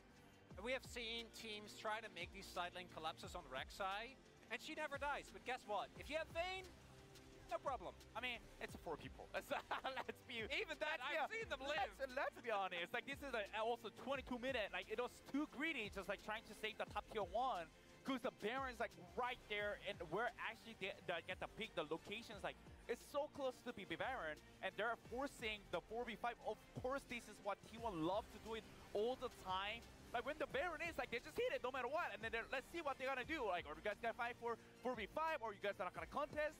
And also, we're fine. We're okay. We're so confident just going smite battle because it's T1. And how many of our highlights today were just Baron fights and like T1's control on Barons, and Homelife Esports like desperately trying to get in and take Barons down and try to steal them away from T1. That was like most of the games, most of the turning points in every game today was like on Baron. Baron's so poor guy today. It really is. It's a lesson. Keep grinding. You know, because T1, when they started out, how many games did we see them lose on 20-minute Baron flips? I've lost track. This roster has been together for a really long time. The amount of times where in 2022 spring, they're like, they can do it better, and then they lose. Millions. Eventually they got there, right? They get there. This roster, I think you were right, Chronicler. They just have something special going for them, and they just make it happen against all odds. Let's talk about this kind of last fight that mattered for the side of T1, I would say, as this engage was not really it from Homelife Esports. I mean, this is like probably it was like last hope from HLE, at least on their hand. But like where the look at the Zeka is like, he's so isolated, like he's so split, and actually they decide to go in while Zeka is not even landing single soldier auto. As Uni actually put it very nicely, he was zoning himself, unfortunately. Was Zeka. And Zeka, I think, you might look at KDA and go, oh, he was the one trying to make it happen, but he really didn't show up today, unfortunately. Wasn't really his day, and that's the thing. You got to show up on the best of 5. You got to be the one to perform the best. That's how you win them. Doesn't matter what the paper said or what the pred said. Doesn't really matter. But guys, let's talk about the POG here for the side of T1. And again, it'll be Zeus. 3 out of 3 for T1 wins. I mean, I win Zeus personally because like he's the one that never make a mistake in this game. Because like still the game feel like maybe it was like one-sided after like 20 minute plus, but still like in the middle of the progress, like there was so many peak that the HLE was actually doing a really great job, and then their owner got caught, and Faker got caught, and even Carrier got caught, but this guy had a perfect game. Yeah, to the dismay of solo queue players everywhere, it's really easy to interface off on a ranged top laner like this. When you get locked down, when you go in the fight too early, when you don't use your cooldowns right, you can just get focused and die, right? Like he went Storm Rage or Triforce. It's easy to kill him if he can get to it, but his positioning was impeccable. As we do see, I think the carrier votes, I think his engages, he had a couple of missteps in the early to mid game, but his engages were incredible, makes a ton of sense. Owner, same. I think a really good game on the Xin Zhao here. I mean, guess what? I'm going home right now and queuing the paint top. No! Not you too, Hooney. Actually, you're probably one of the only people that is allowed to do that. That's fine, actually. None of you guys watching, generally. Maybe some of you out there. So yeah, that was the T1 victory, 3-1. Started off with a very crazy game one that Humble Life barely scraped by, and then T1 just kind of put it together. If I had a nickel for every time that Humble Life wins game one and then gets 3-0'd afterwards, and even game one, it feels like maybe they shouldn't have really won. I would have had 2, which is 2 nickels in this playoffs. It's kind of weird. Yeah, I mean, I'm just gonna say it in the air. Like, I have 0% prediction right now at the T1 series. Let's see what's gonna happen tomorrow. Yeah, me too. So a lot of Humble Life Esports predictions, I think that's fine coming into today, but we also understood the T1 predictions, right? So Chronicler, you did go for it. Also G-Sun Atlas and Jonah Strong getting it exactly right with the 3-1, which before this series, I was like, there's no way. Like, I think this absolutely goes to game 5, but T1 just kind of were the better team today. Nice try, though. Yeah, I'm happy. I knew it was going to be T1 one way or another. There's no way we were allowed to have other matchups. It's just not a thing. Can't have it happen. I would like to, though. Nope. Maybe. Nope. Not happening. Next year? No. Still no. Two years? This is just the LCK now, Brendan. Oh. So, if you guys didn't watch these playoffs and you're just going to show up tomorrow and be like, oh, of course. Gen.G T1 Finals is the way it was supposed to be. Gen.G almost lost to DK in a best-of-5. Chovy carried them in the upper bracket. They got there. Obviously, very well deserved. T1 made it through. They had some 3-0s. They had some 0-3s. They had some really up-and-down matches, but they made it there, and that's all that matters. They qualify for MSI. They make it into the grand finals again, and we'll be here again tomorrow at 3 p.m. Tomorrow, it's going to be battle of the Chovy. So if they can handle, as long as they can handle the Chovy, they may take a game. If not, Chovy will take the rift. Yeah, for T1 fans in particular, we are still domestic. We're not at internationals yet, so you're not going to feel too good about that matchup, given how it's played out over the last couple of years. Yeah. So where does this leave us for tomorrow?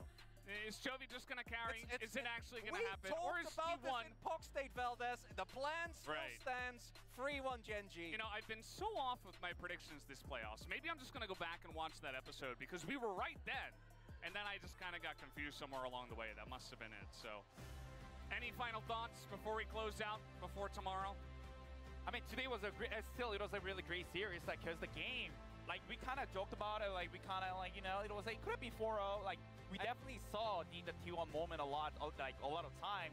Like, I could actually see the T1 the level up, like, step by step, and tomorrow is the last day, right? So, like, I think it's got to be even more hype how actually they can be stronger. Might not have happened on my birthday, but maybe we get that extra 5th game tomorrow.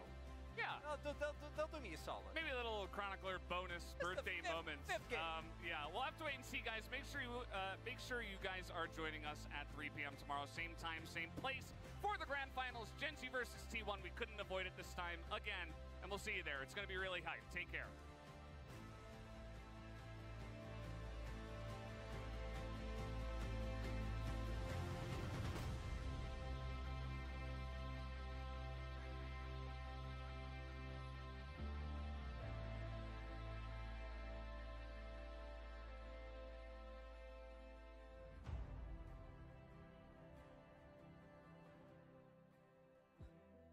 Mama said it ain't over till it's over. Make a move, start living. Don't play it safe now, cause you're getting closer. It's a new beginning. Only a blink away. Know it can be hard, but we're here to stay. Don't lose sight, see the miles you made today.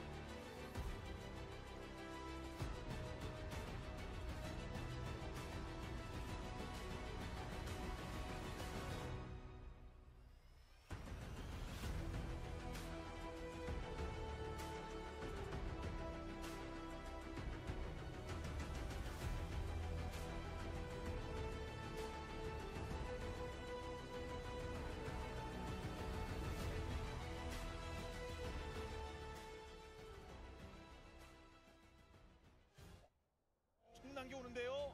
무슨 말이 필요하겠습니까? 네. 그냥 최고의 팀, 최고의 선수들입니다. 젠지의 심장이라고 해야 될까요? 초비가 있었네요. 거의 완벽에 가까웠다고 생각을 해서 캐리! 이번 봄의 끝으로 젠지가 갑니다. 다시 한번 태양이 뜨네요. 뭔가 우승할 것 같다는 생각이 갑자기 들어가지고 역시 메이킹의 T1답게 순간의 수를 띄웁니다. T1.